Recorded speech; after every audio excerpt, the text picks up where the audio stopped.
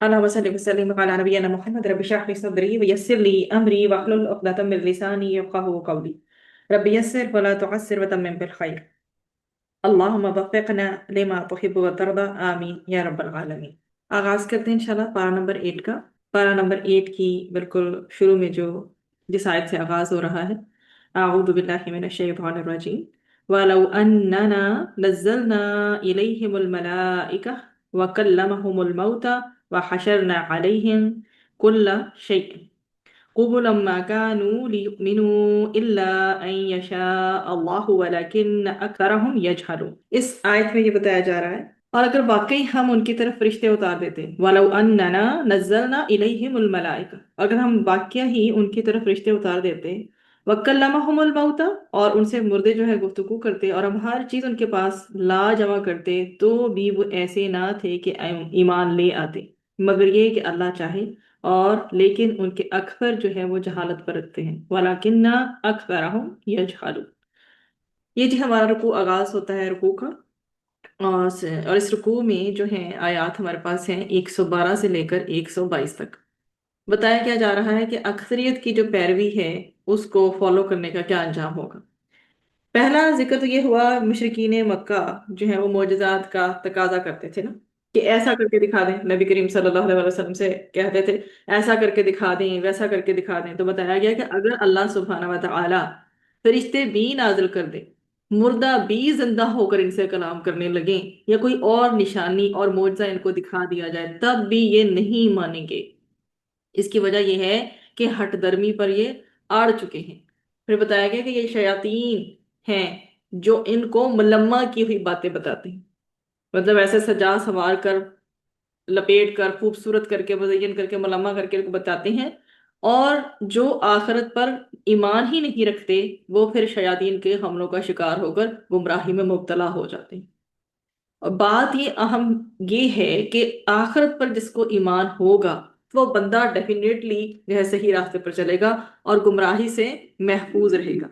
پھر مزید بتایا گیا کہ اللہ سبحانہ وتعالیٰ نے انسان کو جو شریعت بینگ مسلم ہمیں عطا فرمائی ہے، اللہ تعالیٰ نے ایک عادلانہ شریعت ہمیں عطا فرمائی.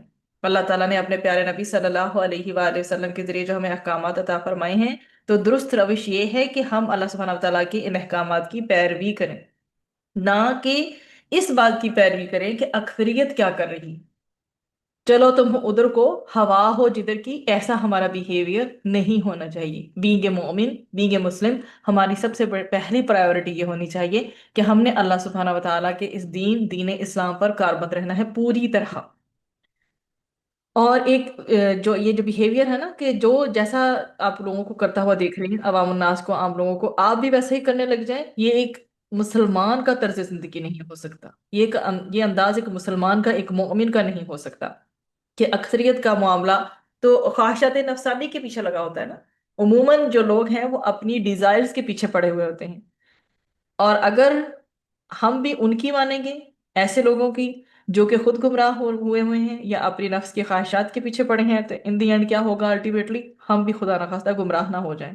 یا شیاطین جیسی ملمہ کر کے باتیں ان کے آگے پیش کر رہی ہیں، اگر یہ انہی کی باتیں سنیں گے تو وہ راہ خدا سے بھٹک جائیں گے، جو بھی اس کو فالو کرے گا. اس کے بعد پھر ہمارے پاس آگے آیات 123 سے لے کر 130 تک.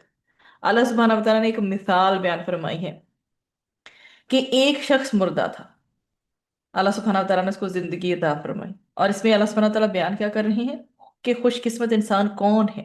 اس رکوع میں یہ بیان بن رہا ہے. تو ایک شخص مردہ تھا، اللہ سبحانہ وتعالیٰ نے اس کو زندگی عطا فرمائی. مطلب یہ ہے کہ روحانی سطح پر ایک شخص مردہ تھا، مطلب اسپرچولی وہ سروائیو نہیں کر رہا تھا. اللہ سبحانہ وتعالیٰ نے اس کو ایمان کی دولت عطا فرما دی، اور وحی کا نور، قرآن کی تعلیم عطا فرما دی جو اس کو مل رہی ہے. اب اس روشنی کے ساتھ وہ کھڑا ہے اور معاشرے کے اندر چل پھر رہا ہے، خود بھی ہدایت پر ہے، اور روشنی دوسروں کو پھیلا کر، پہنچا کر ہدایت کی طرف لانے کی کوشش کر رہا ہے. تو اللہ تعالیٰ یہ سعادت ہم سب کو عطا فرمائے. بتایا یہاں یہ جا رہا ہے کہ جب شروع تھا تو اول جو آگے بڑھ کے مخالفت کرتے تھے نا، ہر بستی میں عموماً جو مخالفت کرنے والے ہوتے تھے دین کے، یا جو ہے نبیوں کے، پیغمبروں کے، وہ کون ہوتے تھے؟ وہ قوم کے سردار ہوتے تھے. ہمیشہ عموماً ایلیٹ کلاس اس چیز میں مبتلا پائی گئی ہے. پیغمبروں کی دعوت عمل کی طرف ہوتی ہے نا، کہ آپ عمل کرو۔ عمل کیا ہے؟ کہ آپ اللہ کو وحدہ لا شریک مانو، توحید کی دعوت سب سے پہلے ہوتی ہے۔ اور جن کے مفادات ظالمانہ نظام کے ساتھ وابستہ ہوتے ہیں، وہ آگے بڑھ بڑھ کر صرف کیا کرتے ہیں؟ پہلی چیز مخالفت ہی کرتے ہیں، وہ اگینسٹ جاتے ہیں۔ یہاں پھر ہمیں بتایا گیا کہ اللہ تعالیٰ جسے چاہتا ہے ہدایت عطا فرماتا ہے، اور اس کے سینوں کو پھر کیا کر دیتا ہے؟ حق کو قبول کرنے کے لیے کھول دیتا ہے۔ اللہ تعالیٰ ہمارے سینے بھی کھول دے، اور اللہ تعالیٰ کا حکم ہمیں بھی ہر وقت خیر محسوس ہو، تاکہ یہ جو قرآن ہے، یہ وحی ہے، جو قرآن و احادیث ہے، یہ ساری سنتیں ہمیں بھی اس طرح سے اطمینان اور سکون عطا فرمائیں جس طرح سے ایک انسان کا شرح صدر ہونے کے بعد اسے نصیب ہوتا ہے۔ اور اس کے اپوزٹ پہ جو شخص ہوتا ہے، وہ ہدایت کی نعمت سے جو محروم ہوتا ہے، تو اللہ تعالیٰ کے حکم کو وہ پھر کیا سمجھتا ہے؟ وہ بوجھ سمجھتا ہے، پھر وہ تنگی محسوس کرتا ہے۔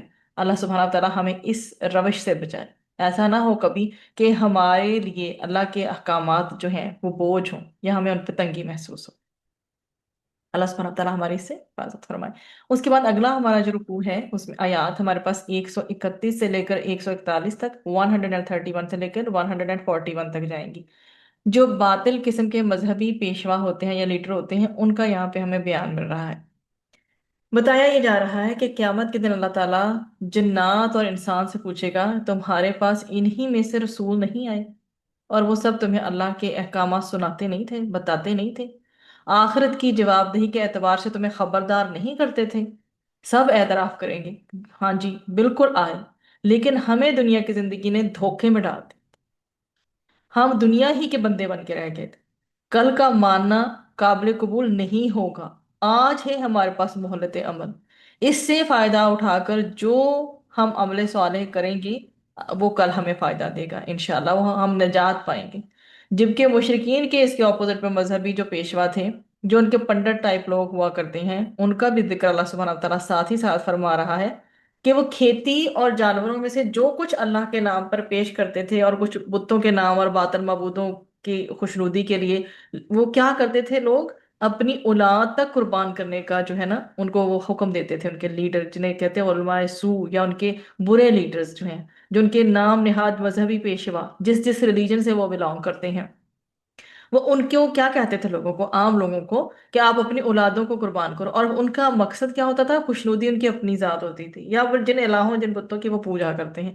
تو یہ اولاد کو قربان کر دینا جاہلانہ معاشروں میں کس طرز عمل کی پیروی کرتا ہوا بتاتا ہے انسان کو؟ مشرکانہ طرز عمل کی۔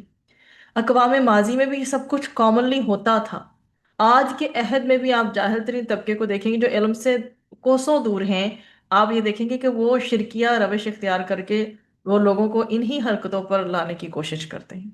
پھر مزید بتایا گیا جانوروں کے بارے میں، یہ لوگ طے کرتے ہیں ان کے مذہبی پیشوا کہ کیا حلال ہے اور کیا حرام ہے، من چاہے فیصلے یہ خود کر رہے ہیں، حالانکہ یہ اس فیصلے کا اختیار کہ حلال کیا ہے، حرام کیا ہے، طیب کیا ہے، ناپاک کیا ہے، یہ تو اللہ کے ذمہ ہے۔ اور اللہ کے اذن سے رسول اکرم صلی اللہ علیہ وآلہ وسلم نے ہمیں فردر تعلیمات دی ہیں، ہمیں بتایا ہے کہ یہ حلال ہے کہ حرام ہے، حلال کھاؤ، حلال کو آپٹ کرو، اور حرام سے بچو۔ پھر یہ بتایا کہ کون سے جانور پر سواری ہو سکتی ہے اور کون سے جانور پر سواری نہیں ہو سکتی، یہ اپنی من پسند طریقے سے یہ فیصلے خود کرتے ہیں کہ جی کون سے جانور پر سواری ہو سکتی ہے اور کون کون سے جانور پر نہیں ہو سکتی، اور یہ اپنے من چاہے احکامات اللہ کی طرف منسوخ کر کے کہہ دیتے ہیں کہ تو اللہ کا فیصلہ ہے۔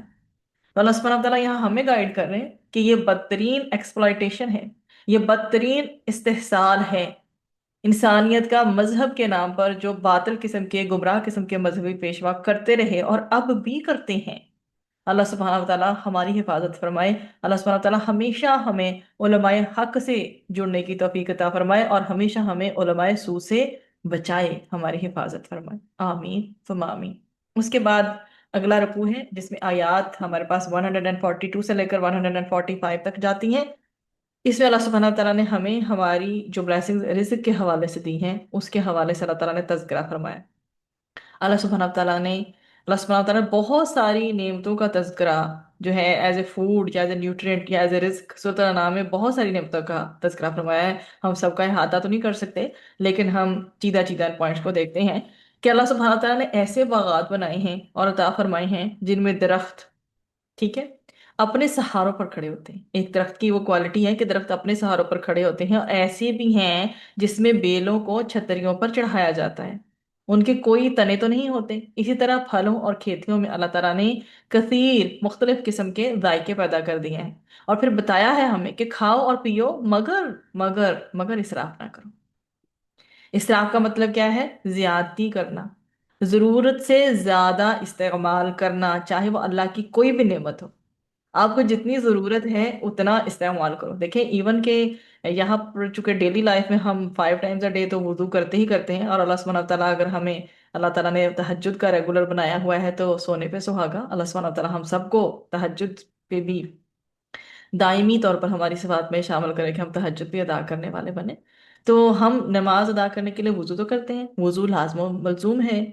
تو اب ہمیں خود بھی اس چیز کا خیال رکھنا چاہیے کہ جتنا پانی چاہیے، ایون تو الحمدللہ ہمارے پاس کثیر مقدار میں پانی ہے، جتنا پانی یوز کرنا چاہیے بس اتنا کریں. دیکھیں نا، ہمیں ایک دفعہ دھونے کی بھی اپنے باڈی پارٹس جو ہے وہ ملتی ہے ترغیب، 2 دفعہ بھی ملتی ہے، 3 دفعہ ملتی ہے، ٹھیک ہے. اب اس سے زائد ہمیں احتیاط کرنی چاہیے کہ ہم زیادہ پانی مت بہائیں. یہی چیز ہم نے اپنے بچوں کو، اپنے بڑوں کو، اپنے گھر والوں کو، اپنے احباب کو، سب کو ہی ایجوکیٹ کرنی ہے کہ پانی چاہے کثیر مقدار میں ہی کیوں نہ ہو، ہم نے اسے ضائع نہیں کرنا. اور یہی بات یہ ہے کہ زندگی کے ہر چیز کے حوالے سے آ جاتی ہے. اب یہ ایک جو نریشن میں باقاعدہ پوچھا گیا تھا کہ کسی کے گھر کے باہر اگر دریا یا نہر بھی بہہ رہی ہو، پھر بھی اس پرسن کو جو پانی ہے ضائع کرنے کی اجازت نہیں ہے. تو کہاں ہم ہیں جو کہ ٹیبس کے تھرو وضو کرتے ہیں. تو اللہ سبحانہ تعالیٰ ہمیں، ہمارے بچوں کو، ہمارے احباب کو، عزیز و اقارب کو، سب کو جو کسی بھی قسم کے اسراف سے بچائے. آمین. تو ایک ہوتی ہے مینلی بات کیا ہے اسراف کا، ایزیسٹ میننگ یہ ہے زیادتی ہم نے نہیں کرنی، ضرورت سے زائد ہم نے استعمال نہیں کرنا ہے. یہ پسندیدہ بات نہیں ہے اللہ سبحانہ تعالیٰ کے ہاں. اسی لیے اللہ سبحانہ تعالیٰ نے کہا تو نعمتیں دی ہیں، اتنی نعمتیں دی ہیں تم گنتے تھک جاؤ گے، نعمتیں ختم نہیں ہوں گی، پر کیا کرو؟ اسراف نہ کرو. پھر اس کے بعد اللہ سبحانہ تعالیٰ نے بتایا کہ میں نے تمہیں یہ نعمتیں عطا کی ہیں، تم انہیں اختیار کرتے ہو، تم پھل کھاتے ہو، سبزیاں انجوائے کرتے ہو، جو بھی میں نے تمہیں عطا فرمایا ہے. اللہ تعالیٰ کہہ رہے ہیں کہ جو بھی تمہیں عطا فرمایا ہے تم اسے کھاتے ہو، لیکن کیا کرو؟ عشر بھی ادا کرو. ٹھیک ہے، کیش پر تو ہم زکوٰۃ دیتے ہیں، تو یہ جو فصل وغیرہ ہوتی ہے نا، اس پر عشر ادا ہوتا ہے. یہ مزید آگے پھر فقہی مسائل کی طرف بات چلی جاتی ہے. تو اب یہ دیکھو، یہ لائک جو بزنس میں ہے اس کے، اور جو اس طرف سے فصل وغیرہ اگاتے ہیں، انہیں پھر عشر دینے کا خیال رکھنا چاہیے، جیسے کہ ہم ہر سال جو ہیں اپنی زکوٰۃ دینے کے حوالے سے کانشیس ہوتے ہیں. فرمایا دیکھو، اسراف نہ کرو، اللہ اسراف کرنے والوں کو پسند نہیں کرتا. اللہ سبحانہ و تعالیٰ نے جانور عطا فرمائے ہیں جن پر تم سواریاں کرتے ہو، سے الحمدللہ، اور وہ تمہارا بوجھ اٹھا کر ایسے علاقوں میں لے جاتے ہیں جہاں تم خود نہیں پہنچ سکتے. کھاؤ پیو، اللہ کا شکر ادا کرو، ان حلال چیزوں میں سے کسی چیز کو کیا ہے اپنے لیے حرام نہ ٹھہراؤ. یہ بھی انسان کے اوپر ایک طرح سے آزمائش کی شکل ہی ہوا کرتی ہے کہ اللہ سبحانہ تعالیٰ نے ماشاءاللہ اتنی ساری اس کو نعمتیں عطا فرمائی ہیں، اور وہ ان کو اپنے لیے ٹھکرا کے بیٹھ جائے. پھر آیات جو ہیں ہمارے پاس 146 سے لے کر 151 تک ہیں، کہ اس میں اللہ تعالیٰ بتا رہے ہیں کہ اگر اللہ کا اذن نہ ہو، اللہ سبحانہ تعالیٰ کا اذن نہ ہو کسی بھی کام میں، کسی نیکی میں، تو کیسے ہو سکتا ہے؟ تو اللہ کا اذن ہر کام میں ہے، لیکن رضا صرف نیکی میں. ہم سمجھ لیتے ہیں نا اپنے طور پر کہ جو بھی میں کام کر رہی ہوں اللہ کی طرف سے ایسا ہوا ہے، تو اللہ کا اذن، اس کی اجازت تو ہمارے لیے ہر کام میں ہے ہی ہے، لیکن بیسیکلی اللہ سبحانہ تعالیٰ کو پسند کون سے کام ہیں ہمارے؟ جو کہ نیکی پر مبنی ہو. تو اللہ تعالیٰ ہر کام اللہ تعالیٰ کے حکم سے ہوتا ہے، لیکن اللہ کی رضا جو ہے نیکی کے کام میں ہوتی ہے. یہاں اس بات کا ذکر ہو رہا ہے کہ یہود کی جو شرارتوں کی وجہ سے بعض حلال اشیاؤں پر ان پر جو ہے نا حرام قرار دی تھی، کہ انہوں نے پیغمبروں کا ساتھ نہ دیا، دنیا پرستی میں مبتلا ہو گئے، تو اللہ تعالیٰ نے حرام چیزیں بھی ان پر حرام کر دی. مشرقین کا بھی یہاں پہ قول نقل ہوا، اگر اللہ چاہتا تو وہ شرک نہ کرتے، اللہ کی طرف منسوب کر دیا انہوں نے اس باتوں کو. تو اللہ چاہتا تو ہم شرک نہ کرتے، نہ کسی چیز کو حرام کرتے. انہیں بتایا گیا اللہ نے انسان کو پیدا کیا ہے، اسے نیکی اور بدی دونوں میں آپشن دے دی ہے کہ اختیار کس کو کرو گے، یہ تم پر ہے. اللہ تعالیٰ نے نیکی اور بدی دونوں کا اختیار دے دیا، اب جو چاہے سو کرے. انسان نیکی کرتا ہے تو بھی اللہ کے حکم سے ہے، اللہ کی رضا اس میں شامل ہوتی ہے. گناہ کرتا ہے، بدی کرتا ہے، شرک و کفر کرتا ہے، بندہ اپنے اختیار سے کرتا ہے. اللہ اجازت دیتا ہے، لیکن اس کو اس میں اللہ، اس کے اس کام میں اللہ کی رضا شامل نہیں ہوتی. یہ کیسے ہو سکتا ہے کوئی انسان گناہ کرے اور اللہ اس پہ راضی ہو؟ تو بتایا گیا کہ دیکھو شرک کے حوالے سے تمہیں منع کیا جا رہا ہے، شرک کی روش اختیار نہ کرو۔ اللہ کی توحید کے دلائل ہمیں ان جو صورتوں کو جب ہم نے شروع کی ہیں ان میں ہمیں جا بجا ملیں گے اللہ سبحانہ تعالیٰ کے توحید کے دلائل۔ اللہ تعالیٰ پوچھتے ہیں بار بار کہ اتنا کچھ تو میں نے تمہیں دیا ہے، پھر تم میرے ساتھ کسی کو شریک کیوں ٹھہراتے ہو؟ پھر اس کے بعد آگے ہیں آیات ہمارے پاس 152 سے لے کر 155 تک۔ اس میں سوسائٹی میں اسلام کو کیسے پریویل کرنا ہے اس کی تعلیمات دی گئی۔ بیسیکلی کیا کہ اسلام کی گائیڈنس میں معاشرے میں رہتے ہوئے how you have to survive, کیسے تمہیں زندگی گزارنی ہے۔ بہت ہی پریشیس قسم کی انسٹرکشنز یہاں ملی ہیں۔ اللہ سبحانہ تعالیٰ فرماتے ہیں کہ میری عبادت کرو، اللہ کی عبادت کرو، اس کے ساتھ کسی کو شریک نہ ٹھہراؤ، ماں باپ کے ساتھ حسن سلوک کرو، اور مفلسی کے ڈر سے اولاد کو قتل نہ کرو کہ تم اولاد کو اس لیے قتل کر رہے ہو کہ تم خدا نخواستہ مفلس ہو جاؤ گے، ان کو رزق کہاں سے دو گے، تمہیں رزق کہاں سے ملے گا۔ برائی اور بے حیائی دونوں سے بچو، ظاہری ہو یا باطنی، ہر طرح کی برائی اور بے حیائی سے بچو۔ ہم 152 سے لے کر 155 تک دیکھ رہے تھے، اور کبھی کبھی کسی رکوع میں تھوڑا سا پچھلی آیت کا بھی تذکرہ ہوتا ہے، جیسے 151 کو بھی ساتھ ہی ملایا تھا کیونکہ معاشرتی احکامات اکٹھے آ رہے تھے یہاں پر۔ اور ہم بات کر رہے تھے کہ جہاں پر بے برائی اور بے حیائی تک ہم نے بات کی تھی، اور ناحق کسی کا قتل نہ کرو، یتیم کے مال کی حفاظت کرو، ناپ تول میں کمی مت کرو، ہمیشہ عدل کی بات کرو، وعدے پورے کرو، اور اللہ کے کلام کی پیروی کی نیت سے سمجھ کر پڑھو تاکہ ہدایت ملے اور اس کے تقاضوں پر عمل ہو سکے۔ یہ ہیں جو اللہ سبحانہ تعالیٰ نے انتہائی قیمتی انسٹرکشنز ہمیں دی ہیں معاشرے کے حوالے سے۔ قرآن حکیم پر عمل کرنے کا حکم دیا گیا ہے، اور اس میں ساتھ ساتھ یہ بھی بتایا گیا ہے کہ اللہ کے سوا کسی کی عبادت نہ کرو۔ قرآن حکیم اب آخری کتاب ہے جو اللہ سبحانہ تعالیٰ نے عطا فرمائی، اس میں کوئی چینج کبھی نہیں ہو سکتی، اسی کو فالو کرو۔ اب یہ پچھلی جو بکس کے جو بھی ورژن ہیں اب ان کو فالو کرنے سے منع کر دیا گیا۔ دین اسلام مکمل ہو چکا، اس کی پیروی کرو، قرآن و سنت کی پیروی کرو اگر نجات چاہتے ہو۔ قرآن حکیم پر عمل کرنے کا حکم دیا گیا ہے، اور اس کے سوا کسی اور کو اختیار کرنے کا اب حکم نہیں رہا۔ اللہ سبحانہ تعالیٰ ہمیں ان ہدایات پر عمل کرنے کی توفیق عطا فرمائے۔ یہ بہت ہی قیمتی معاشرتی ہدایات جو ایون تورات میں بھی یہی تھی، اسی طرح سے تورات میں بھی مینشن تھی، اور قرآن حکیم میں بھی اسی طرح سے بتائی گئی ہیں۔ پھر اگلا رکوع ہمارے پاس شروع ہو جاتا ہے، رکوع 20، اور آیات اس میں ہمارے پاس آ رہی ہیں 156 سے لے کر 166 تک۔ راستہ کون سا ہے، اور اگر راستہ سیدھا ہے تو سیدھا راستہ ہے کیا؟ اب صراط مستقیم کی وضاحت اس مقام پر آئی ہے کہ صراط مستقیم ہے خالص دین پر عمل کرنا، یعنی ہر معاملے میں یکسو اور فوکسڈ ہو کر اللہ سبحانہ و تعالیٰ کی اطاعت کرنا، اور اس کے حکم کے سامنے اپنے آپ کو جھکا دینا۔ ابراہیم علیہ السلام کے مبارک اسوہ کا ذکر بھی ہمیں یہیں ملتا ہے۔ انہوں نے اپنے آپ کو، اپنی پوری زندگی کو اللہ سبحانہ و تعالیٰ کے حکم کے سامنے جھکا دیا، اور ہم سے بھی تقاضا کیا کیا جا رہا ہے؟ ان صلاتی و نسکی و محیای و مماتی للہ رب العالمین، آیا نمبر 62 سورہ انعام کی۔ اور کیا بتایا جا رہا ہے؟ نبی کریم صلی اللہ علیہ وسلم سے کہلوایا گیا اور ہم سے تقاضا کیا گیا کہ کیا؟ بے شک میری نماز، میری قربانی اور میرا جینا اور میرا مرنا سب اللہ سبحانہ و تعالیٰ کے لیے ہے جو تمام جہانوں کا رب ہے۔ تو اللہ سبحانہ و تعالیٰ نے ہم سب کو اختیار دیا ہے امتحان کے لیے، اگر اللہ کی بندگی کریں گے تو اس کی شان رحیمی کے مستحق ٹھہریں گے انشاءاللہ۔ اللہ سبحانہ و تعالیٰ ہم سب کو توفیق عطا فرمائے، اور اس کی نافرمانی اگر کوئی کرے گا تو وہ اللہ سبحانہ وتعالیٰ نے اس کے لیے پھر عذاب جو اپنے نافرمانوں کے لیے تیار کر رکھا ہے اس کے لیے وہی عذاب ہے۔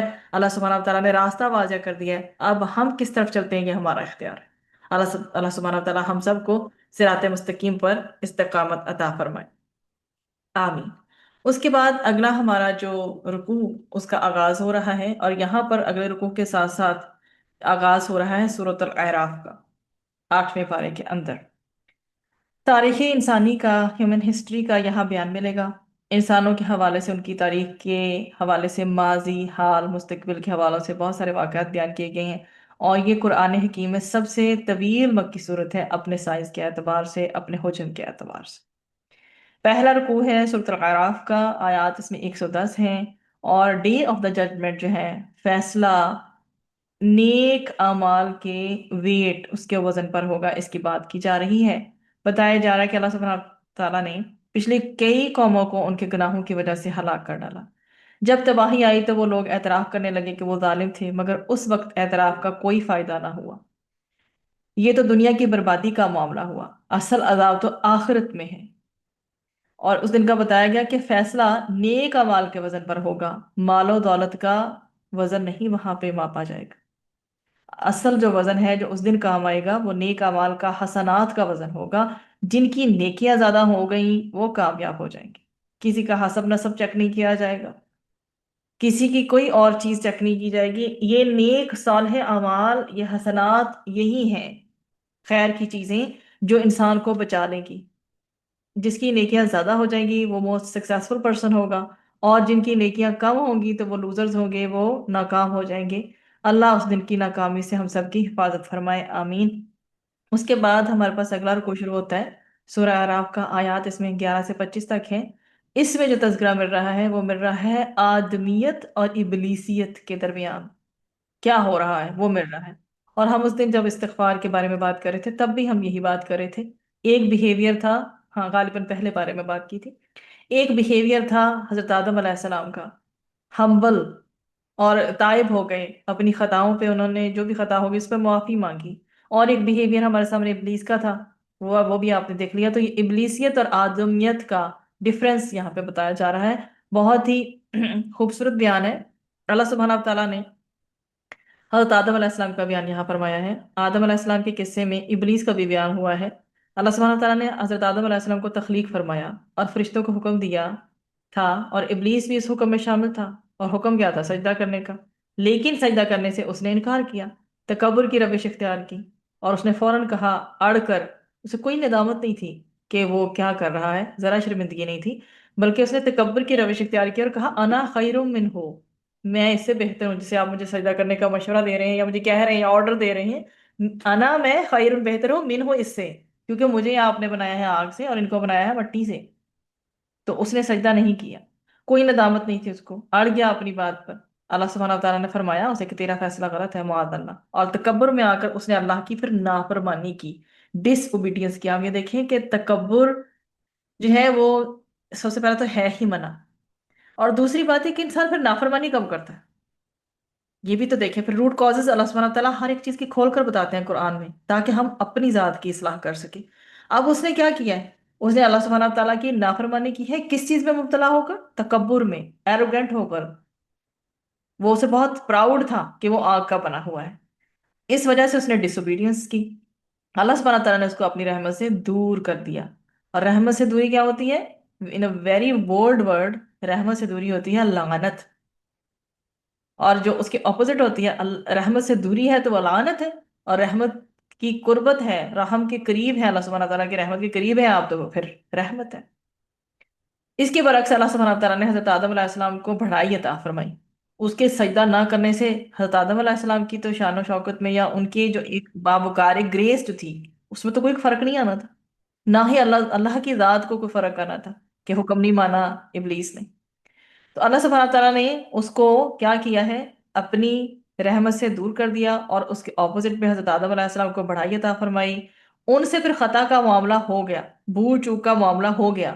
اور اس میں قرآن کے نریشن میں آتا ہے، ایک ہوتا ہے کسی چیز کو ارادتاً کرنا، ایک ہوتا ہے بغیر ارادے کے کرنا۔ تو حضرت آدم علیہ السلام کی انٹینشن نہیں تھی اس خطا کو کرنے کی، وہ پھسل گئے، غیر ارادی طور پر ان سے وہ خطا ہو گئی۔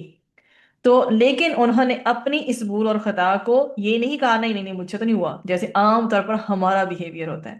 یہاں پر ہمیں ورکنگ کرنے کی ضرورت ہے کہ جب ہو گئی نا غلطی، فوراً کر لیں اس کو ایکسیپٹ، چاہے اللہ کے سامنے ہو چاہے معاشرے کے سامنے، اور دیر اینڈ دین اس کی جو ہے نا اس کے جو بھی اس کا نکلے گا نتیجہ، اس کے ڈر سے پہلے ہی یہ ایکسیپٹ نہ کرنا کہ میں نے جو ہے وہ غلطی ہی نہیں کی، یہ انسان کی پرسنالٹیز کے اوور آل بیہیویئر کو خراب کرتی ہے۔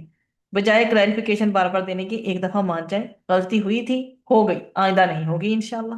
اسی طرح سے حضرت آدم علیہ السلام سے غلطی ہوئی اور انہوں نے سرنڈر کیا، ان سے بھول کا معاملہ ہوا، انہوں نے اس بھول اور خطا کا اعتراف کیا، ایکسپٹ کیا اسے، اور اللہ کے حضور پلٹ آئے، اللہ کے حضور جھک گئے، اور اللہ سبحانہ تعالیٰ نے جب ان کی یہ طرف دیکھی تو انہوں نے بھی کلمات سکھا دیا کہ کیسے اس کی بارگاہ میں التجا کی جائے۔ اور اللہ تعالیٰ نے پھر معاف فرما کر خلافت کا اعزاز دے کر زمین پر انہیں بھیجا، اور الفاظ بھی کیا ہی خوبصورت ہیں جو انہوں نے اللہ کے حضور پیش کیے تھے، ربنا ظلمنا انفسنا وان لم تغفر لنا وترحمنا لنکونن من الخاسرین۔ کہ اے ہمارے رب، حضرت آدم علیہ السلام اور حضرت حوا دونوں ہی دعا کر رہے ہیں، both of them are praying کہ اے ہمارے رب، بے شک ہم نے اپنی جانوں پہ ظلم کیا، اور اگر تو نے ہمیں بخش نہ دیا اور ہم پر رحم نہ فرمایا تو ہم خسارہ پانے والوں میں سے ہو جائیں گے۔ یہ ہماری بھی دل کی دعا ہے۔ اللہ سبحانہ و تعالیٰ ہم پہ بھی رحم کرے۔ ہم اپنی جانوں پر ظلم کرتے ہیں روز گناہ کر کے، اللہ سبحانہ و تعالیٰ ہمیں معاف فرما دے، اللہ سبحانہ و تعالیٰ ہمیں بخش دے، ہم پر اپنا خاص رحم فرمائے، اللہ تعالیٰ ان میں سے ہمیں نہ کرے جو خسارہ پانے والے ہیں۔ تو اللہ تعالیٰ نے معاف بھی فرمایا، اعزاز بھی دے کر زمین پر بھیجا۔ آدمیت کیا ہے کہ اعتراف کر لو اگر خطا ہو جائے اور جھک جاؤ، اللہ معاف فرما کر بلندی عطا فرمائے گا درجات کی۔ اور ابلیسیت کیا ہے؟ اگر آن دا ادر اینڈ دیکھیں، ابلیسیت کیا ہے؟ غلطی پر اڑنا۔ یہ ہمیں اپنے اندر سے ختم کرنا چاہیے۔ یہ چیز جو نا ہمارے اندر جنم لے لیتی ہے، جو اور ہم سے نکال نہیں پاتے، کیونکہ ہم غلطی کو غلطی سمجھ، ہم اپنے آپ کو سب سے پہلے نا ڈیفینسو موڈ میں لے جاتے ہیں، ایسا نہ ہوتا تو میں ایسا نہ کرتا۔ یہ چیز ہمیں اپنے اندر سے ختم کر لینی چاہیے۔ ہمیں حضرت آدم علیہ السلام کے بیہیویئر سے، جو ابو البشر ہیں، ان سے ہمیں یہ سیکھنا چاہیے کہ انہوں نے دیر اینڈ دین کیا کہا؟ اعتراف کیا، یس، ایکسپٹڈ، ایڈمیٹڈ ہوئی ہے۔ جب آپ سوچ لیں گے، ندامت آئے گی، پھر ہی تو آگے اس کے لیے کوئی پازیٹیوٹی کے ساتھ کچھ اچھا کر پائیں گے بھی۔ اب ہو گئی تھی غلطی، اب کوئی نیکی کرنی ہے آگے، تاکہ اللہ سے دوری نہ ہو اور ندامت کا یہ سلسلہ ختم۔ کچھ بھی چھوٹا سا اچھا کام کر لیں اس ٹریپ سے نکلنے کے لیے جو کہ شیطان نے بکھیر دینا ہے، کہ ایک غلطی تو ہو گئی ہے سو ہو گئی ہے، گناہ بھی ہو گیا ہے سو ہو گیا، اب آگے آگے اس کو چھپانے کے لیے، جیسے ایک جھوٹ کو چھپانے کے لیے 100 جھوٹ بولتے ہیں، جو بولنے پڑتے ہیں، اسی طرح سے ایک گناہ کو ڈیفینڈ کرتے کرتے انسان نہ جانے کہاں سے کہاں پہنچ جاتا ہے۔ اس سے ہم نے بچنا ہے اور اپنے آپ کو بچانا ہے انشاءاللہ۔ یہ ہے ابلیسیت، غلطی پر اڑنا، پھر اللہ کی رحمت سے دوری ہونی ہے، وہ ہم نہیں چاہتے کہ ہم ہوں۔ یہ فرق یہاں پہ آدمیت اور ابلیسیت کا اللہ نے ہمیں بتایا ہے۔ And we have to follow the سنہ آف حضرت آدم علیہ السلام، کہ وہیں پر ہمبل ہو جانا ہے، اور جو غلطی ہو گئی اس کو مان کر اللہ تعالیٰ سے بھی معافی مانگنی ہے، اور جو اپنے پیارے جن کا دل ہم سے دکھ گیا ہے، ہم خطا کے پتلے ہیں، غلطیاں ہم سے ہوتی ہیں، تو ان سے بھی معافی مانگ لینی۔ نہیں معافی مانگ سکتے، کوئی ہم سے چھوٹے ہیں، تو لائٹلی کہہ دیں I am sorry, I will not do it next time, میں دوبارہ نہیں کروں گی، وغیرہ وغیرہ۔ یہ جو چیز ہے یہ ہمارے ریلیشن شپ کو اسٹرانگ بناتی ہے، پلیزنٹ بناتی ہے۔ رکوع آگے اگلا آ رہا ہے ہمارے پاس، رکوع نمبر 3، سورہ اعراف، آیت جو ہے اس کی 26 سے لے کر 31 تک جائے گا، اور یہاں پر آ گیا ہے ہمارے لباس کا ذکر۔ اچھا، لباس میں کیا کرو؟ اللہ سبحانہ و تعالیٰ نے شروع جب قرآن کیا سورۃ الفاتحہ کے جواب میں، ہمیں جب دیا ہے پورا قرآن سورۃ البقرہ، بات وہیں پہ بھی تقوی کی وہیں سے شروع ہو رہی تھی، اور وہیں سے چلتے ہوئے ابھی تک آ رہی ہے۔ ہر چیز میں اللہ کا معاملہ ہے، حقوق العباد ہے تو تقوی، حقوق اللہ ہے تو تقوی، ٹھیک ہے؟ اور اب کیا کہا؟ لباس بھی پہنو تو کیا کرو؟ تقوی کو ملحوظ خاطر رکھو۔ جب تک تقوی ہمارے ذہن میں نہیں ہوگا نا، تو ڈیفینیٹلی ہمارا لباس بھی ویسا ہی ہوگا جیسے ویسٹرن لوگ پہنتے ہیں۔ تو اللہ سبحانہ تعالیٰ نے ہمیں کیا کہا ہے؟ Whenever you are going to buy a dress, کیا کرو؟ تب ذہن میں رکھو اپنے اس لباس کو پہنتے ہوئے کیا تقوی آ رہا ہے تمہارے ذہن میں؟ اللہ کا ڈر ہے؟ بتایا یہ کیا کہ یہ لباس اللہ کی نعمت ہے، اللہ تعالیٰ نے تمہیں بہت بڑی بلیسنگ دی ہے اپنے جسم کو ڈھانپنے کے لیے۔ اور آپ یہ دیکھیں، حضرت آدم علیہ السلام کے واقعے میں جب ان سے خطا سرزد ہوئی تو ان کے جسم پہ جو لباس تھا وہ اتر گیا، اور اپنی باڈی پر وہ پتے چپکانے لگے۔ لباس کس قدر ضروری ہے ہمارے لیے! کیا ہم نیکڈ ایسے کہیں گھوم سکتے ہیں؟ نہیں گھوم سکتے۔ تو سب سے پہلے دل کی گہرائیوں سے اللہ سبحانہ و تعالیٰ کا شکر کہ اس نے ہمارے جسم کو ڈھانپنے کے لیے ہمیں لباس پرووائڈ کی۔ تو یہ بتایا جا رہا ہے کہ لباس اللہ کی نعمت ہے، اور انسان کے لیے کس چیز کا ذریعہ ہے؟ ستر پوشی کا ذریعہ ہے۔ اور انسان کے لیے صرف ستر پوشی کا ذریعہ نہیں، اللہ انسان کی ساری نیچر کو جانتا ہے۔ اللہ تعالیٰ نے کیا کہا؟ زیب و زینت اختیار کرو اس لباس کے ساتھ۔ کیا کرو؟ زیب و زینت کے اظہار کا باعث بھی ہے تمہارے لیے۔ اور شیطان اور اس کا ٹولہ کیا چاہتے ہیں؟ ان دا ادر ورڈز اللہ تعالیٰ نے ادر اینڈ پہ وہ بھی جا کے بتا دیا کہ انسان کو بے حیا کر دیں۔ تو آج ہمارے جو معاشرے میں، ہمارے نام نہاد اسلامی ملکوں میں جو کپڑے ہیں، ان کی آپ کے دیکھ لیں کہ وہاں تقوی بھی دکھائی دے رہا ہے، اور وہاں تقوی دکھائی دے رہا ہے یا شیطان کا افیکٹڈ معاشرہ، کہ شیطان نے افیکٹ کر دیا ہے سوچ کو، اور پھر اس سے کیا ہوا ہے؟ انسان حیا سے بے حیائی کی طرف جانے لگا ہے۔ کہاں موڈیسٹی اور حیا کتنی خوبصورت چیز ہے! اور نبی کریم صلی اللہ علیہ وسلم کی حدیث کا مفہوم ہے کہ جب تمہیں حیا نہ رہے تو پھر جو چاہے سو کرتے پھرو۔ حیا اتنی قیمتی اور اتنی پیاری چیز ہے، آپ یہ دیکھیں جتنی آیات ہم پڑھتے چلے آ رہی ہیں، عورتوں کا تذکرہ آپ کو بہت کم ملے گا۔ حیا، موڈیسٹی، شرم، اور آدمیوں کا تذکرہ بہت زیادہ ملے گا۔ ایسی پیاری چھپائی ہوئی چیز ہے ایک عورت۔ تو یہاں پر کیا بتایا جا رہا ہے کہ شیطان اور اس کا ٹولہ کیا چاہتے ہیں کہ انسان کو بے حیا کر دیں، this is their first and foremost purpose. اور لباس چھیننا چاہتے ہیں، وہ جو پہنا ہوا لباس ہے نا ان سے اس کو چھیننا چاہتے ہیں، اور کس طرف ان کو راغب کرنا چاہتے ہیں؟ بے حیائی کی طرف۔ جبکہ اللہ سبحانہ و تعالیٰ نے لباس کو اپنی نشانیوں میں سے ایک نشانی قرار دیا ہے، اور ایک اہم بات بتائی ہے، وہ یہ ہے کہ تقوی کا لباس ہی سب سے بہتر ہے۔ اور ظاہر کا لباس جو ہمارے جسم پر پردہ ڈال دیتا ہے، یہ ظاہر کا لباس ہے، ظاہری جو ہم کامنلی جو ڈریس ویئر کرتے ہیں وہ ہمارے ظاہری جسم کو ڈھکے ہوئے ہوتا ہے۔ اور باطن کا لباس ہے تقوی۔ خوف ہو کس چیز میں؟ دل میں اللہ کا خوف، خدا کا دل میں ہونا، اللہ کی پکڑ کا خوف دل میں ہونا۔ جب یہ خوف جو ہے نا، جب یہ خوف خدا دل میں ہوتا ہے تو پھر انسان گناہوں سے بچتا ہے۔ اللہ سبحانہ تعالیٰ ہم سب کو اپنا تقوی اختیار رکھنے کی توفیق عطا فرمائے، ہمیں لباس و تقوی عطا فرمائے اللہ سبحانہ تعالیٰ۔ اللہ سبحانہ تعالیٰ سے دعا ہے کہ جو بھی ڈریس ہم پہنے، جب بھی ہم نے بنانا ہو، ہماری نیت میں کیا ہو آج کے بعد انشاءاللہ کہ از دس ول بی لباس التقوی فار می۔ وہ صرف آپ کے لیے ایک نارمل ڈریس، میرے اور آپ کے لیے ایک لون کا، للن کا، یا پھر شفون کا ایک سوٹ نہیں ہوگا۔ اس کو بناتے ہوئے ہمارے ذہن میں کیا بات آئے گی؟ لباس التقوی۔ اس کے بعد آگے ہمارے پاس جو ہے اگلی آیات آ جاتی ہیں جو کہ رکو نمبر 4 میں فالو کرتی ہیں، اور 32 سے لے کر 39 تک۔ اب جب حضرت آدم علیہ السلام کی بات بھی ہو گئی، لباس کی بات بھی ہو گئی، اب ماں باپ ہیں ہمارے، اما حوا بھی ہیں اور ابو آدم بھی ہیں۔ اب بات کیا کی جا رہی ہے کہ جب یہ بھی آ گئے تو آگے دنیا میں اولاد بھی آئی۔ اولاد جب آ گئی ہے تو تمہارے ذمہ کیا کیا کچھ ہے جو تمہیں کرنا ہے؟ تو یہاں پر اس کا تھیم جو ہے آلموسٹ یہ بڑھ رہا ہے کہ غیر تربیت یافتہ جو اولاد ہے وہ ماں باپ کے خلاف کیا کرے گی؟ بد دعا کرے گی، اور اس بد دعا سے ہم سب کو بچنے کی ضرورت ہے۔ ایک بہت بڑا معاملہ یہاں پر لایا گیا ہے اور المناک انجام کے حوالے سے بتایا گیا کہ آخرت میں یہ جو ماں اور باپ اور اولاد کے تعلق سے بھی جو چیزیں ہیں ان کو مد نظر رکھنا ضروری ہے۔ اسی طرح سے بڑے اور چھوٹوں میں جو لیڈرشپ ہوتی ہے نا، جو لیڈرز اور فالوورز کا معاملہ ہوتا ہے کہ بڑے ہوتے ہیں، جیسے ہم پڑھ کے آئے ہیں علماء حق بھی ہوتے ہیں اور علماء سو بھی ہوتے ہیں، ٹھیک ہے؟ اب یہ علماء حق اور علماء سو بن کیسے جاتے ہیں؟ ان کو نیچے کوئی ماننے والے ہوتے ہیں، وہ ان کے فالوورز ہوتے ہیں۔ تو یہاں پر یہ بات بتائی گئی ہے، پہلی بات تو یہ کہ اللہ نے جو پاکیزہ رزق عطا فرمایا ہے اور زیب و زینت کی جو جائز چیزیں تمہیں عطا فرمائی ہیں، ان میں کوئی شے حرام نہیں ہے۔ اللہ نے حلال کیا ہے، اس کو استعمال کرو اور حلال سمجھو، اور خود سے حلال حرام کے فیصلے مرتب کرنے مت بیٹھ جاؤ۔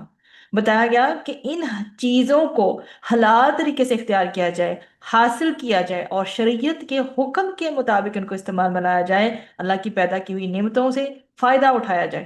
اور آگے مزید کیا فرما دیا کہ یہ تمہیں نعمتیں تو مل گئی، تمہیں ہر آسائش تمہیں نعمت مل گئی، اب اولاد جو تمہیں نعمت کی فارم میں دی ہے، اگر تم اس کی صحیح تربیت نہیں کرو گے، تم نے اسے دینی حساب سے ریز نہ کیا، ان کی اپ برنگنگ جو ہے دینی لحاظ سے دین اسلام کی روشنی میں اپنی اولاد کو نہ پالا، تو کیا ہوگا؟ وہ اولاد جہنم میں جانے کے بعد اللہ کے حضور بد دعا کرے گی، اللہم اجرنا من النار۔ اللہ تعالیٰ ہمیں بھی بچائے، ہماری اولادوں کو، ہماری جنریشن جتنی بھی آنے والی اگلی جنریشن ہیں، سب کو جہنم کے عذاب سے بچائے۔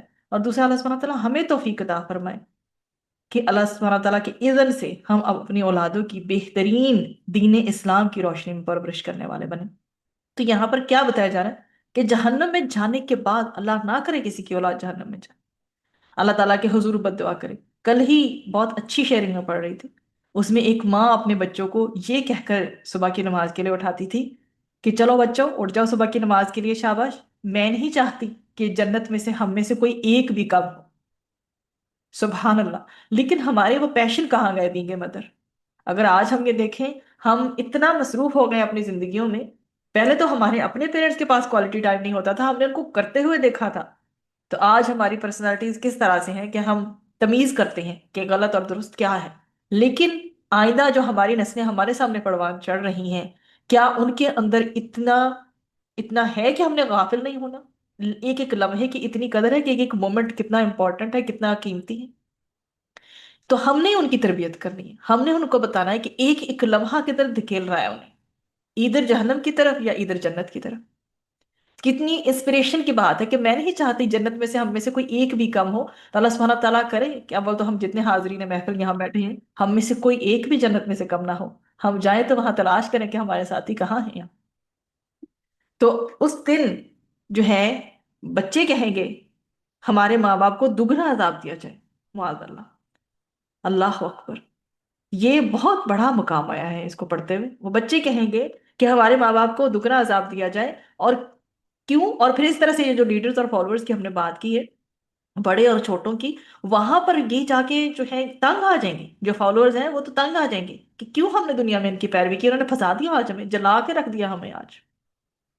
اور یہ ایک تو یہ بچے کہیں گے، دوسرا بڑے اور چھوٹے. اس تعلق سے کچھ جیسے بڑے لیڈرز ہوتے ہیں اور کچھ لوگ ان کے جو پیچھے چل رہے ہوتے ہیں، وہ گمراہ قسم کے لیڈروں کی پیروی کرنے والے ہوتے ہیں، پھر خود ہی گمراہ ہو جاتے ہیں.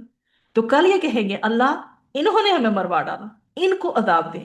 اسی طرح اگر اولاد کی صحیح تربیت نہ کی گئی اور خدا نخواستہ اللہ نہ کرے کسی کی اولاد جہنم میں چلی گئی، جہنم میں، تو اولاد اللہ کے حضور یہ شکایت کرے گی کہ اللہ یہ میرے ماں باپ نے میری تربیت صحیح نہیں تھی، انہوں نے خود گمراہی کی روش اختیار کی تھی اور ہم بھی گمراہ کر ڈالا. آج ہم سوچیں کیا ہم خود بھی دین اسلام کو پریکٹس کر رہے ہیں یا ہمیں ایک لیول مل گیا ہے کہ ہم مسلمان ہیں. ہمیں اپنی بہت زیادہ امپروومنٹ کی ضرورت ہے، ہم میں سے ہر ایک کو. اللہ پاک ہمیں اس طرح کے المناک مناظر دیکھنے سے بچائے. اللہ تعالیٰ ہم سب کی حفاظت فرمائے. نہ تو کسی کی اولاد کسی کے اگینسٹ ایسی گواہی دے، نہ ہی ہم گمراہ ترین لوگوں میں ہوں جو اپنے لیڈرز کی ایسی گواہیاں دیں، نہ ہی ہمارے ماننے والے فالوورز اگر ہیں تو وہ کوئی ایسے ہو کہ انہوں نے پھنسوایا ہے، انہوں نے غلط راستے پہ ہمیں چلایا. اللہ ہم میں سے ان المناک مناظر میں سے جس میں جو بھی کوئی پرسن فال کرتا ہے وہ بدبخت ہی ہے، محروم ہی ہے. اللہ تعالیٰ ہمیں ایسی محرومیوں سے بچائے آخر. پھر آگے جو ہمارے پاس آیات ہے وہ 40 سے لے کر 47 تک ہیں. اور اس میں رکو نمبر 5 ہے ہمارے پاس، اور کیا بتایا جا رہا ہے کہ جنت تمہارے اعمال کا بدلہ ہے.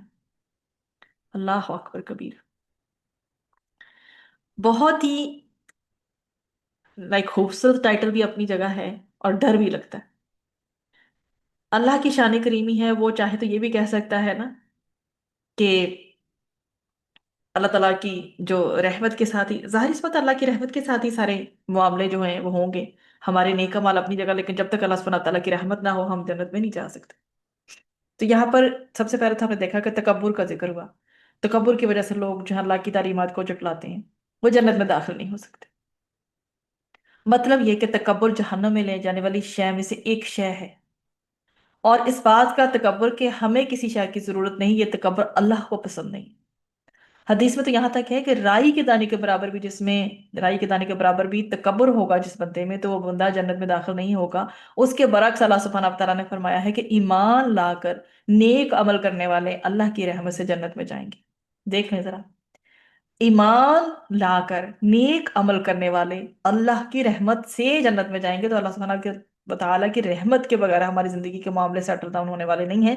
تو اللہ سبحانہ تعالیٰ اپنی رحمت ہمارے لیے کر دے. اللہ حاسبنا حسابا یسیرا.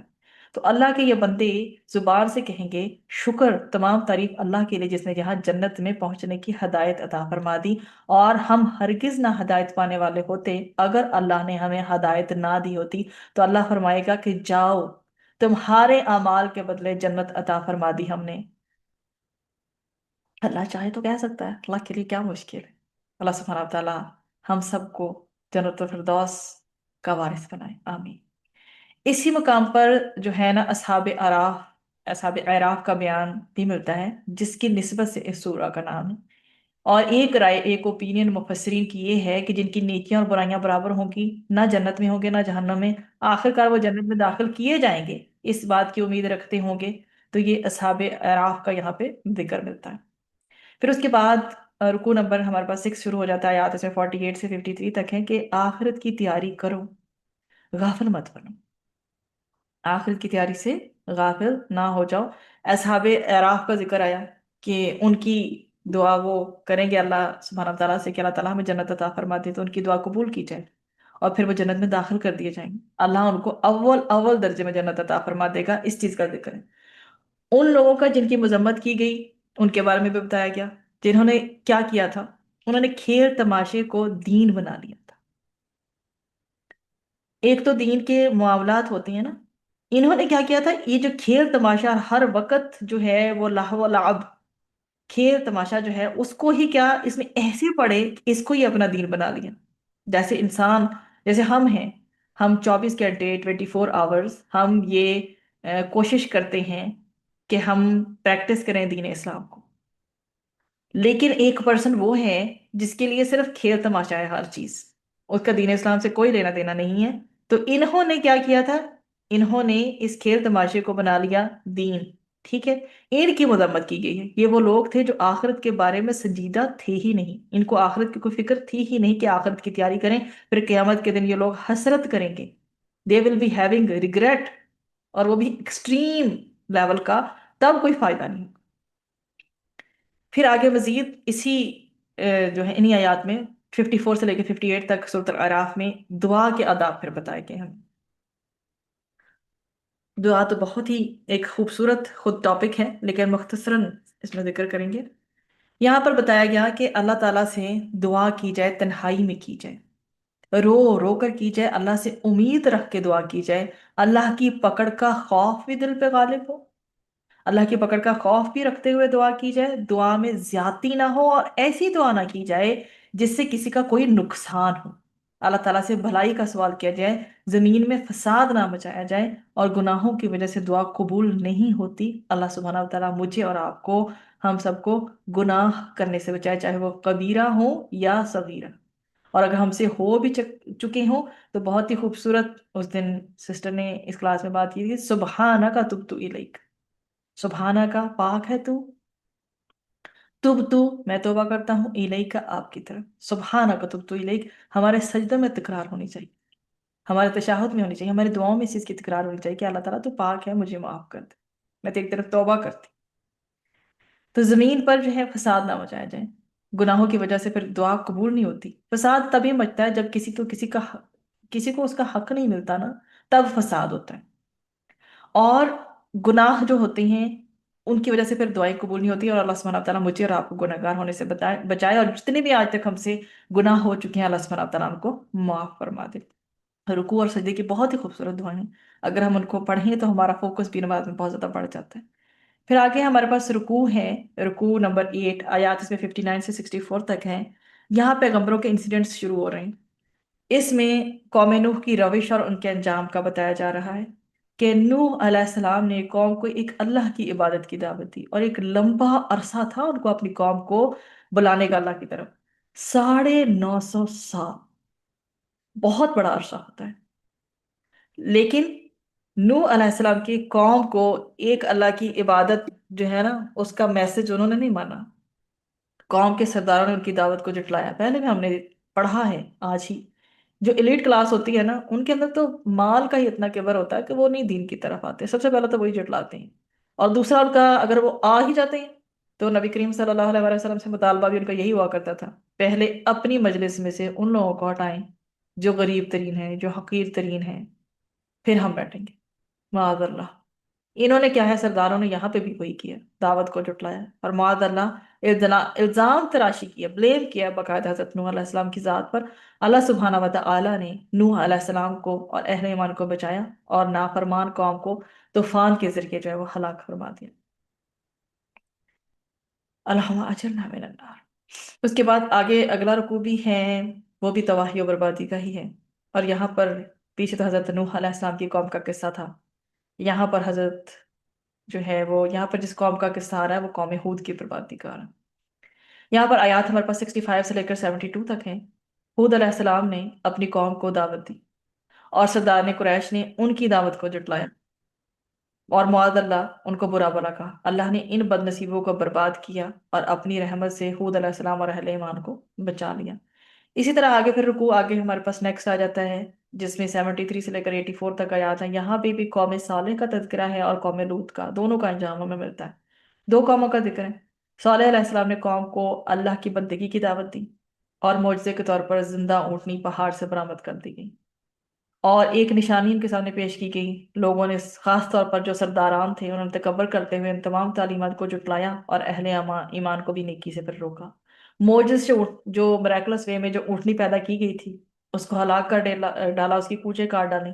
اللہ سبحانہ و تعالیٰ نے زلزلہ برپا کر دیا، اس قوم کو برباد کر دیا۔ یہ ہم کل پڑھ رہے تھے نا، آفتیں یا پھر عذاب کیسے کیسے ہوتے ہیں، ان کے اوپر زلزلہ آیا اور حضرت نوح علیہ السلام کی قوم کو پانی کے ساتھ غرق کر دیا گیا، اور آگے آپ کو حضرت لوط علیہ السلام کی قوم کے حوالے سے پتھروں کی بارش ملے گی۔ تو اللہ سبحانہ تعالیٰ ہمیں بچائے ہر قسم کے عذاب سے انشاءاللہ۔ آگے حضرت لوط علیہ السلام کی قوم کا تذکرہ ہے، انہوں نے اپنی قوم کو اللہ کی توحید کی دعوت بھی دی، اور گندگی کا جو عمل ہومو سیکشوالٹی کا وہ کرتے تھے اس سے بھی انہوں نے روکا۔ اس قوم کا سب سے بڑا گناہ ہی یہ تھا کہ یہ ہم جنس پرستی میں مبتلا تھے۔ اس سے ان کو روکنے کی اتنی کوشش کی قوم کو انہوں نے، حضرت لوط علیہ السلام نے، المناک ہیں، اور جو جو کچھ ہوا اور اب تک جو جس صورتحال میں وہ ہے، رونگٹے کھڑے ہو جاتے۔ اللہ پاک ہم سب کو قرآن حکیم کی ہدایت نصیب فرمائے، آمین، کہ ہم اس کی روشنی میں اپنی اصلاح کرنے والے بنیں، نہ تو ہم بے حیا بنیں انشاءاللہ، نہ ہی ہم ایسے بنے کہ ہمارا لباس تقوی کا لباس نہ ہو، اور کبھی بھی شیاطین جو ہیں وہ ملمہ کی ہوئی باتیں ہمیں سنا سنا کر، باتوں کو مزین کر کے، گناہوں کو مزین کر کے ہمارے سامنے پیش کرنے میں کبھی کامیاب نہ ہو سکے۔ اللہ سبحانہ و تعالیٰ سے التجا ہے کہ اللہ سبحانہ و تعالیٰ ہمیں جنت والوں میں سے بنا۔ ہم سے تو ایسا انتظار بھی نہیں ہو سکتا ہے کہ ہم اعراف والوں کی طرح بیٹھ کر انتظار کریں کہ ہم جہنم میں جائیں گے یا جنت میں جائیں گے، ہم اس قابل ہی کہاں ہیں۔ تو اللہ سبحانہ و تعالیٰ سے دعا ہے اللہ سبحانہ و تعالیٰ ہمیں جنت کا وارث بنائے۔ حضرت آسیہ علیہ السلام کی دعا ہے نا، رب ابن لی عندک بیتا فی الجنہ، اے اللہ سبحانہ و تعالیٰ مجھے اپنے پاس جنت میں گھر عطا فرما۔ ہماری بھی چھوٹی سی یہ دعا ہے، اللہ سبحانہ و تعالیٰ ہمیں جنت کے کسی ایک کونے میں گھر دیتے۔ ہم بڑی بڑی دعائیں نہیں مانگتے، بس اللہ تعالیٰ ہمیں جنت والا کر دیں اور ہم سے ایسے اعمال کر دے کہ ہم جنتی بن جائیں انشاءاللہ، آمین۔ سبحان ربک رب العزت عما یصفون وسلام علی المرسلین والحمد للہ رب العالمین۔